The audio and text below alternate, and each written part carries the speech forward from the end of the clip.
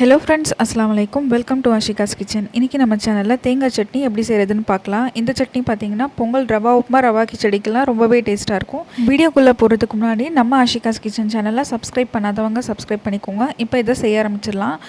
ஒரு mixie jar எடுத்துக்கோங்க. இப்போ இதல 1/4 முடி தேங்காவை நல்லா தின் ஸ்லைஸா கட் பண்ணிருக்கேன். இப்போ இத சேர்த்துட்டு கூடவே 1/2 கப் உடைச்ச கடலை பொட்டுக்கடலைன்னு சொல்லுவோம்ல அதை சேர்த்துக்கலாம்.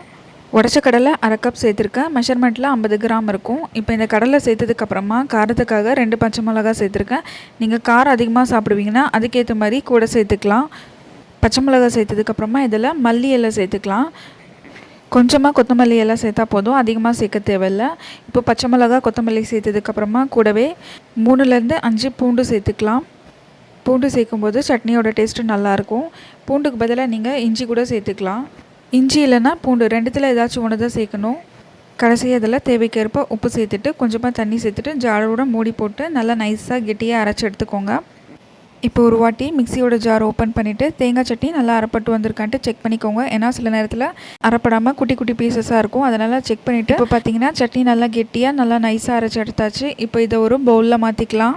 சட்னியை பவுலில் சேர்த்ததுக்கப்புறமா தண்ணி எதுவும் சேர்க்காதீங்க. நல்லா கெட்டியாக இருந்துச்சுன்னா தான் டேஸ்ட்டு நல்லாயிருக்கும். ஃபைனலாக இந்த சட்னிக்கு தாளிப்பு சேர்த்துக்கலாம். ஒரு கடாய் இல்லைனா டட்கா பேனில் ஆயில் 1 ஸ்பூன் ஹீட் ஆனதும் இதில் கடுகு கருவேப்பிலை சேர்த்துட்டு நல்லா பொரிய விட்டதும் இந்த சட்னிக்கு மேலே சேர்த்துக்கோங்க.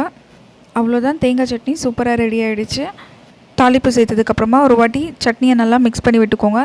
இந்த தேங்காய் சட்னி பார்த்திங்கன்னா பொங்கல் கூட ரவா உப்புமா ரவா கிச்சடி கூடலாம் ரொம்ப சூப்பராக இருக்கும். அது மட்டும் இல்லாமல் இட்லி தோசை கூட வச்சு சாப்பிட்லாம், ரொம்பவே டேஸ்ட்டாக இருக்கும். முக்கியமாக சுட சுட பொங்கல் கூட இந்த தேங்காய் சட்னி வச்சு சாப்பிட்டிங்கன்னா டேஸ்ட்டு அல்டிமேட்டாக இருக்கும். கண்டிப்பாக ட்ரை பண்ணி பார்த்துட்டு உங்கள் ஃப்ரெண்ட்ஸ் அண்ட் ஃபேமிலிக்கும் ஷேர் பண்ணுங்கள். கூடவே நம்ம ஆஷிகாஸ் கிச்சன் சேனலையும் மறக்காமல் சப்ஸ்கிரைப் பண்ணிவிட்டு பக்கத்தில் இருக்க பெல் ஐக்கானையும் கிளிக் பண்ணிக்கோங்க. அப்போ தான் நோட்டிஃபிகேஷன் வரும். தேங்க்யூ.